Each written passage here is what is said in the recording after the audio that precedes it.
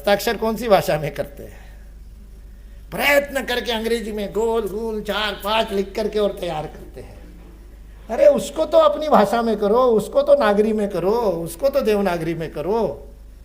RBI कहता है चलता है चेक के ऊपर, और आप यदि अपनी भाषा में करोगे तो फोर्जरी का नकल करने की चांसेस कम होंगे। स्वभाषा, स्वभूषा, और उसके बाद में भजन, भोजन, भवन और भ्रमण, 6 में स्व का बोध। ये स्व का बोध भारत का निर्माण करेगा। इसलिए इन पंच परिवर्तनों का जो आधार केंद्र है वो मुझे लगता है स्व है।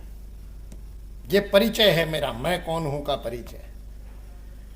नहीं तो सारे दुनिया में सारे एक जैसे। मैं तो वहां जाता था अपने यूनिवर्सिटीज में, विश्वविद्यालयों में, तो वहां पर वही होता था कि मैं तो धोती पहन करके और आदरणीय कुलगुरु महोदय कंठ लंगोट लगा करके।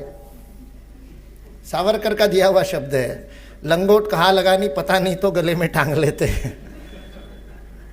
कंठ लंगोट लगाने से हो गया, बोले मैं तो साला साहब बन गया।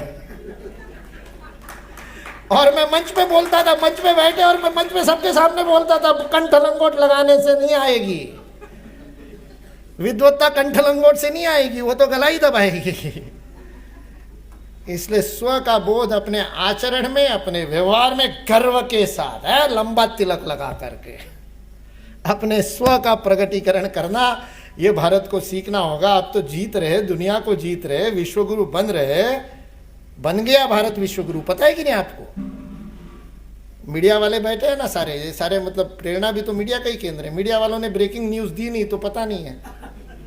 मैं बता देता हूँ ब्रेकिंग न्यूज, थोड़ा लेट बता रहा हूँ क्योंकि लेट आया आपके बीच में इसलिए, लेकिन मैं तारीख बताऊंगा तो आप हाँ सही कह रहे हैं, ऐसा बोलोगे आप, गारंटी से बता रहा हूँ। आपको पता है लेकिन आपने इस ढंग से देखा नहीं। 21 जून 2015 को भारत विश्वगुरु बन गया। बन गया कि नहीं?